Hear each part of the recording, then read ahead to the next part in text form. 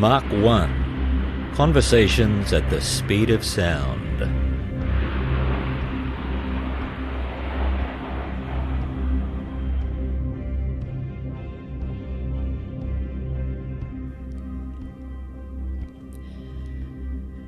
According to that ultimate authority on all matters, Wikipedia, the Australian white ibis, widespread across much of Australia, is a wading bird with white plumage, a bare black head, long down-curved bill and black legs. It's a native Australian bird with populations massively increased in urban areas over recent decades.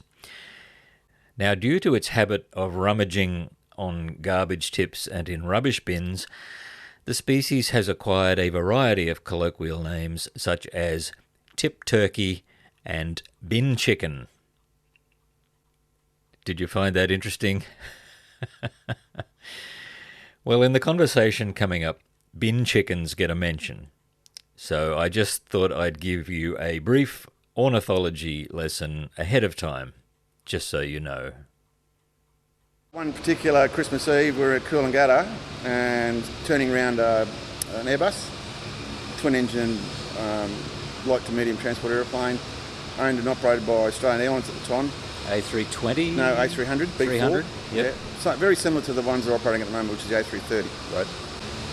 Took off out of Caloundra and hit a sacred ibis, one of those dump chooks with the big long black beak. A bin chicken? Bin chicken. And the engine just destroyed itself, just kaboom. That in itself was quite spectacular, lots of flame and bang. And bits from the engine went back and peppered the flap and peppered the tailplane. So it came back, engine failure, gentleman flying. He said, "I don't think you blokes are going home for Christmas dinner tonight, boys." Yeah, thank you. So we spent the next week or so doing an engine change on it. Hello and welcome to this episode of Mach 1, the podcast of the Queensland Air Museum, Caloundra. My name is Gary Hills. I'm a QAM volunteer. We're all volunteers at QAM. And I'll be your host for this conversation with another one of our tour guides here, Rob Arndt. Each month or so, we'll introduce you to one of our friendly, very knowledgeable guides who make themselves available to visitors in groups or as families or individuals to help them get the most of their visit. I caught up with Rob in Hangar 2 recently, where he was taking a break from showing some visitors around, and I started out by asking him to tell us a bit about his background in aviation. G'day Rob, thanks for talking to me. No problem, it's a pleasure.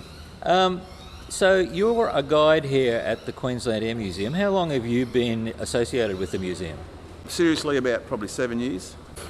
My first encounter with the museum was at Eagle Farm when I actually moved the media for them. We come over to Australian Airlines, needed someone to move some airplanes. We had a right size vehicle, tug, myself and one of the apprentices. So that was my introduction to the museum. The museum had a Meteor that they needed to get from Brisbane? They needed a Meteor to get from where they had it parked over to the international terminal. Okay. And I believe the RAF was going to do a paint job on it for them. Okay, and now that Meteor is here in Hangar 2. Correct. So you're a guide, which means you're one of the blokes that we point to when people come in at the front counter and say, "This guy knows everything." Hopefully. No, you do. You've studied up on all of the exhibits here so that you're able to, answer questions and talk about them intelligently, which is a big. Careful with that one.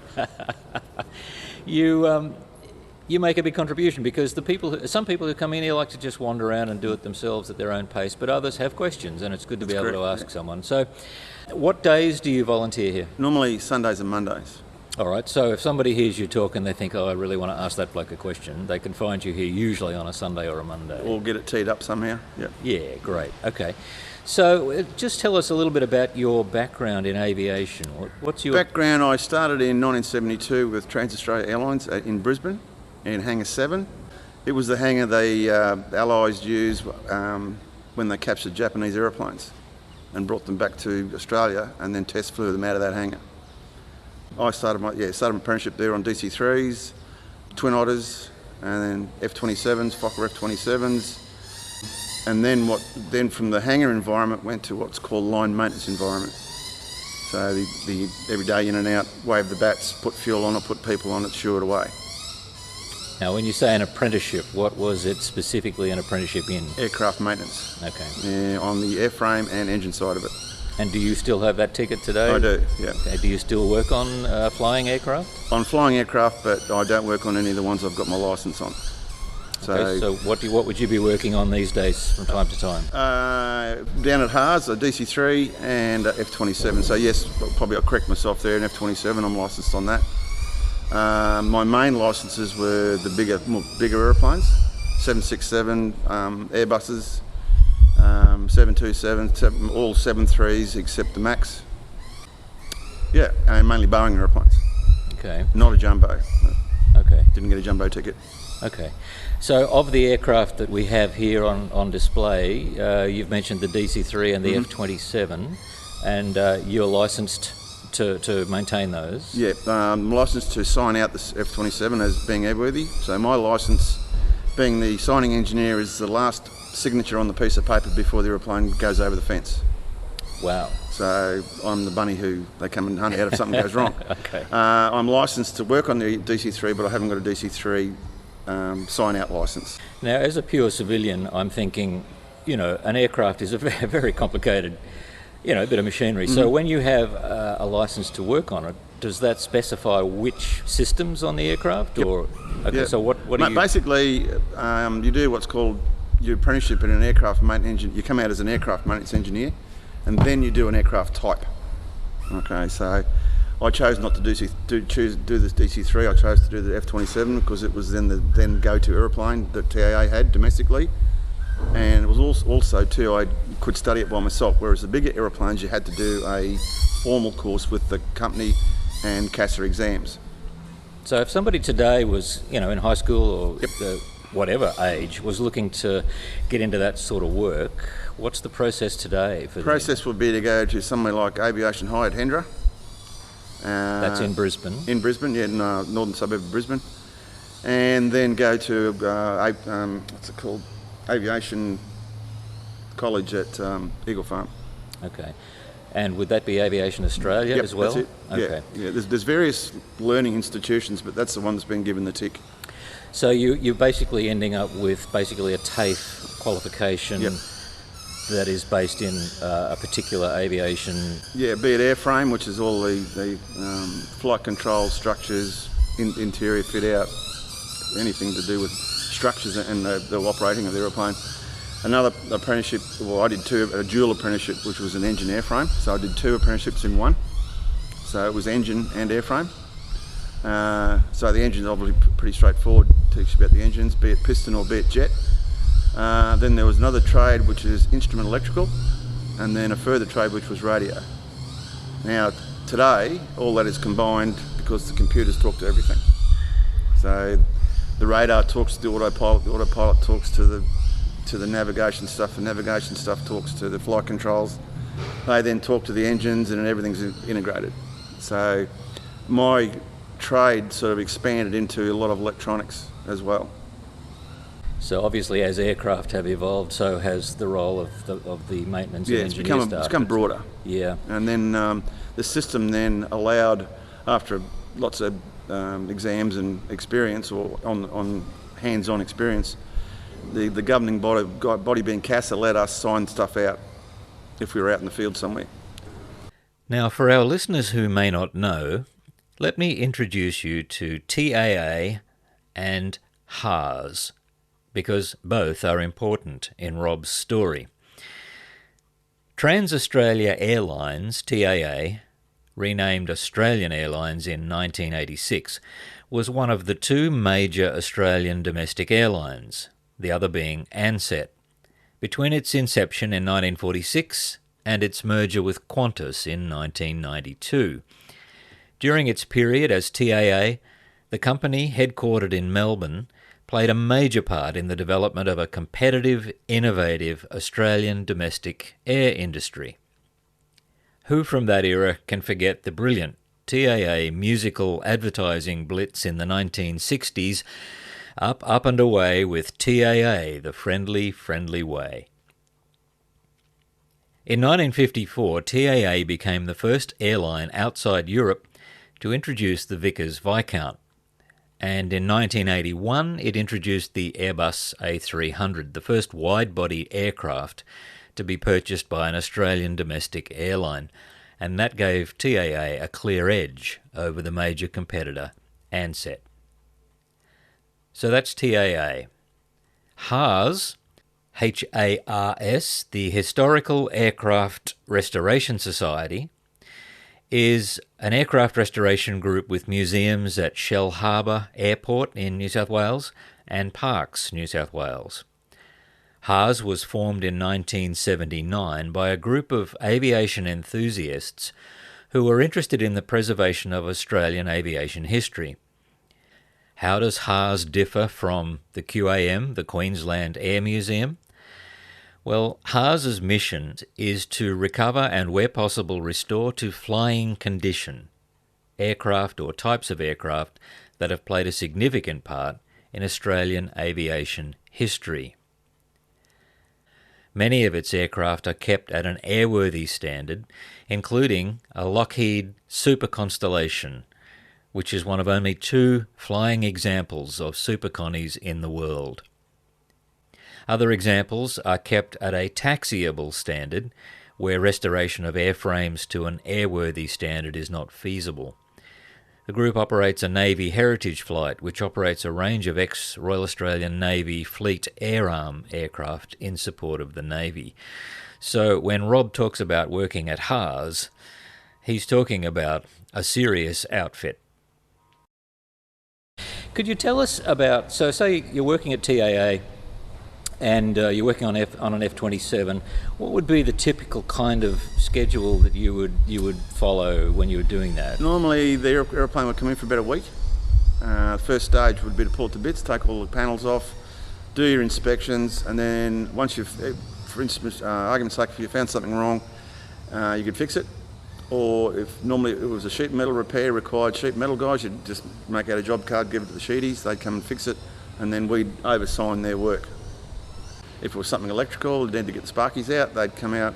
And, most of the real heavy stuff, unless you found something really, really serious that required a big repair, it was usually a week. So the aeroplane was naked for a week, as we call it, no clothes on, all the panels off, all the skin off, so that you get in and have a good close look to see where stuff was going wrong. Now that's scheduled maintenance, Yep. That happens according to a particular set schedule. Correct. What about aircraft that come in that have experienced trouble? Were you dealing with those as well? Not in the early part of my apprenticeship. Once I then finished and qualified and then went to what's called line maintenance, out in the big blue hangar, or sometimes grey, sometimes wet hangar, depending on what the weather was. Aeroplane come in, might have hit a bird, had an in-flight failure, hydraulic pump, fuel pump, windscreen shattered, then you deal with it. Sometimes, depending on what the problem was, there was a set of rules that you could look up and do what's called an MEL, a minimum equipment list, so that you could operate the aeroplane back to Sydney, or it could operate that day back to a major base where at night time the repairs could be affected. Mainly Melbourne. Melbourne was our main base if we couldn't do it. And then we schedule it, say, Brisbane, Sydney, Melbourne, still quite safe, and get it done that way. So obviously the challenge is at a purely engineering or physics level, it's just making something better, fixing something. Yeah. But on the other hand, you must be aware that the work you're doing, people's lives are at stake here. Correct, People yeah. travel in That's these aircraft, and they expect that the aircraft is going to function correctly. And so when you do sign that, you made a joke earlier about signing off an aircraft. That's a heavy responsibility, isn't it? It is, yeah. But as was said to me by my trainers, they said, if you do your job correctly, you shouldn't have to worry. Yeah. Yes. So they said, as soon as you start stepping outside what Mr. Boeing or Mr. Airbus want, then it'd be on your shoulders. Then you need to have cause for worry. Yeah, real worry, yeah. Correct, yeah. In case there's somebody listening who still struggles with a sense of, not being very confident about flying, do you have anything to say to them from the point of view of the people who maintain these aircraft? I'll speak of this country because that's what I'm closest to, rather than throw any other countries or people under the bus. We do a really good job here. A lot of trained, very bright, very dedicated people. And you would never have any hesitation getting into an aircraft? Because No, I wouldn't. Yeah. Even getting into some of the other countries' airliners, I still think it'd be safer than driving down the M1 of the Gold Coast. And statistics show that to be true. Yeah. Did you have a taxiing licence as well? No, they didn't let us taxi the big ones. We used to tow them, and part of my brief was that I could do full power engine runs on the ground. So if you change an engine or change a fuel control unit or whatever, you need to do a high power engine run, an Excel check to make sure the engines accelerate correctly, operating correctly. How fun was that? That was good gear. So you run it up to full max power full takeoff. throttle. Yeah. Wow. Yeah. That's. So are you retired now? I am, yeah. Semi-retired, and you still, as you say, you still do work occasionally at Haas and on other aircraft. Yeah. So in the course of your training, you must have met some very interesting people. Very different characters. Yeah. Give us a couple of examples. One old gentleman who was a cleaner was a refugee from the concentration camps, and in Europe during the Second World War. Second World War, Germany. I'm not sure which one. He never told us. So he was Jewish. He had the tattoo. Tattoo. Right. He had the number. He did show me that one day. Wow. And he was very, very protective of food, as he would be. So if there was any food stuck to the seat, he'd scrape it off with his little knife and eat it straight away. Wow. Yeah, just amazing. So he survived one of the concentration camps, and then he became... He was migrated to Australia, and TAA, as it was then, employed him as a cleaner. Yeah, we had another cleaner, old Jack. He was on the Kokoda Trail. Just interesting characters. He was more of our TA cleaner. Yeah. So if aeroplanes are messy things, if you're dropping oil out of engines, dropping oil out of oleo struts, out of air cycle machines, that sort of stuff, garbage everywhere. As soon as there's anything on the ground, they'd come along with the kitty litter and sweep it up. So in our environment, you need to keep the floor meticulously clean, so that you're not losing bits or dropping stuff on the floor. If you do, you need to find it. If we see something, like if we see a nut or a washer on the floor, we want to know where it's come from. Yes. Where's that come from? Why is it there? You know? And no doubt you have a place where the tools have to go at the end of the day, and if they're not there, where are they? We do now. We didn't adopt the RAF system, but the airlines have operated now do that recasa stepping in. We were responsible for our own tools at the time, that I was doing my stuff. And I'm sure it never happened, did it, Rod? Yes, it did. that a tool ended up where it shouldn't be. It did. It did. Can you tell us? Yes, I opened the cowl on a 737 one night and found a perfect good mag light, still on. Oh, no. And with the gentleman's name on it. And I knew him, and he was in Sydney, so I made a quick phone call and I said, "Are you missing anything?" And he said, "In fact, I'm missing my torch." I said, "It'll be on the next flight back to Sydney." And where was it? In the cowl, engine cowl. And obviously not a good place to have a foreign object. No, fortunately it was where it didn't do any damage, just rattled around and didn't do too much damage between Sydney and Brisbane, so it was good. And so what happens if you find a washer? Is there some process by where you have to report that and log that? Or it would depend on what you're doing at the time. Check where it came from? Check where it came from. If you can identify it, find the part number and make sure that part number's been fitted where it should have been fitted. Things do go amiss, but normally that's why the hangar floor when we start a service is bowling ball clean, and then if you do see something on the deck, someone's dropped it, and then you clean up after you've done that job. All the tools go back into your toolbox. Most of us have a system in our own head that I can look in my toolbox and I've got a 9/16 socket missing, where is it? Because they're all on socket rails. All the spanners are in the right spot. Yeah. And so to what extent are the procedures that you would use dictated or determined, say, by CASA or... Normally by the manufacturer. Boeing will stipulate, or Airbus will stipulate what needs to be done at a certain time. But I'm talking about the tools, for example, and how you go about the daily tasks that you're operating. Are people inspecting your work from that perspective? No, not really. I'm sort of the end.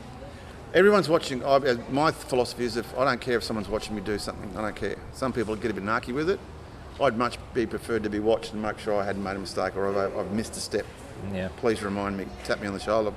Yeah. And I think that was the sort of culture that all of us were brought up into, that if we made a mistake, don't be afraid to put your hand up and rectify it.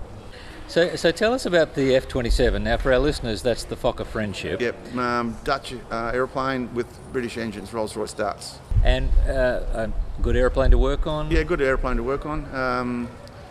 Robust, tough. Everything was reasonably accessible for us, which is a big point. Big point to continue with. Some aeroplanes you had to sort of smash your hand with a hammer and then jam it in the hole and undo the nut or whatever you had to do, and then pull your hand out and straighten it back up again. You know. Yeah, it's interesting. Yeah. No, it was a good aeroplane. And are they still flying? In some parts of the world, yeah. None in Australia. No. And so now there are Fokker 100s, aren't they? Yeah, the Fellowship, that's the jet. Yes. That's a rear engine T-tail. Right. Yeah. And so you worked on the F-27s only. Correct. Yeah. Yeah. If somebody was to come down to the museum and join us here in Caloundra and they meet you, just walk us through what would happen. What are they likely to see here, and what's the experience like? From what the experience, I suppose, would be depends what they want to see as to how I pitch my pitch to them. What they want to. Some people just like aeroplanes and want to find more out about more. We've got a really broad representation of civilian and military here. So I'd be more the civilian side of it. Engineering wise, they're all fairly similar, with a few little differences obviously. But even part of our apprenticeship, we're all taught, it's all basic aeronautical stuff. You know, Mr. Boeing makes airliners, he also makes military stuff as well, you know. I mean, I think it's a strength of the museum that we've got a wide range of people who are guides, not just pilots, Yeah. you know, people who've worked around aircraft and on aircraft for many years. And so I suppose you get a wide range of visitors too, do you? Some people who know a lot about some things. Some people can quote part numbers and dash numbers, and that's not in my head. Oh, that's an AN 5096RD-C. Really? Good on you. So do you find you learn some things you didn't know from the visitors? Yes, yeah. Everyone, it doesn't matter who you are, I think, even in any parts of life, someone's always got something that they can teach you. And you've got people coming through from a wide range of ages, every adults, range. kids, Yep. and different backgrounds. Yep. And there must be some of the children who are, you know, aircraft nuts who know a lot. They do. It's quite surprising, some of the kids, they're really, with the amount of information available to the populace these days, the kids can tap into a lot of stuff. It's lovely when kids come through and you see them, you know, with their eyes light up and they're Yep. engaged. They may not be interested in everything that's here, but sometimes they are very switched on to things. And type specific, like Spitfire. Exactly, yeah, or whatever. Yep. Well, thanks very much, Rob. We'll come back and talk again, and I'd like to talk with you maybe about some of the specific aircraft here. I do want to do a feature on the F-27 at one point and the DC-3 and talk to the guys who are restoring them, as well as those who flew them, and you who've maintained them in service, and we can do a sort of a portrait on each of the aircraft. Would you be willing to come back and do that? More than happy. Thanks very much for talking to me. And enjoy your day. Now, at this point, I turned off the recorder, and human nature being what it is, many people unconsciously relax just a little bit when the microphone is no longer in front of them. Quite understandable. Now, I guess because it felt like it was all over, Rob began recounting some stories to me, which I thought were too good to miss. So I got his agreement to turn the recorder back on, and he told me a couple of good yarns. Hang on. Now we're running again. So, yeah, go on. Okay, we had another incident which I thought was at the time funny. We had one of our fellow employees, my leading hand, decided to have some fun with him because they used to play jokes on each other.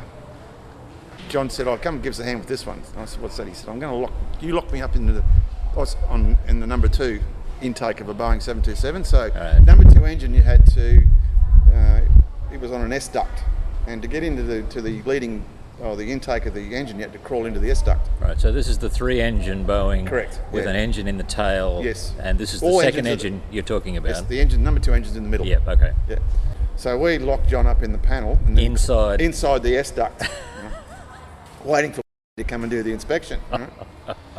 So he's doing number 1, then he goes around and does number 3, then he up the steps, undoes the ceiling panel, clips the little steps in, then undoes the panel to get into the S duct, And as he's poking his head up inside the S-duct, John just grabs his head and starts shaking his head, and Porky just fainted, collapsed. You know?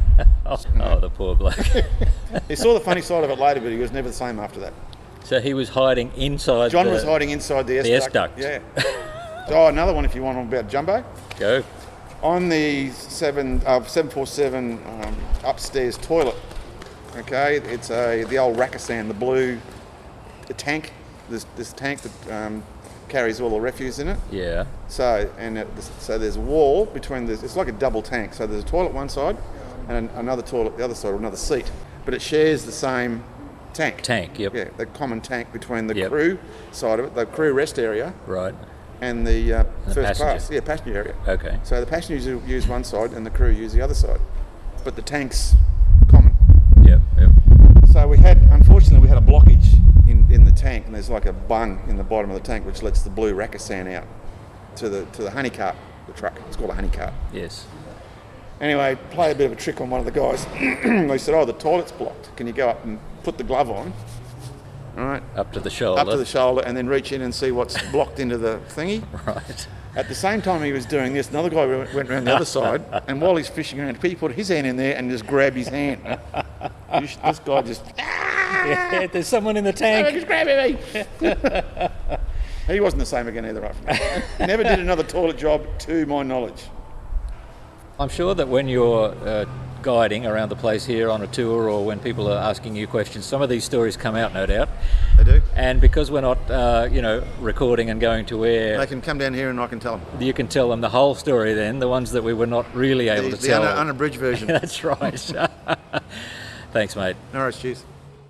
So that's our episode. If you're at the Queensland Air Museum on a Sunday or Monday, have a look for Rob.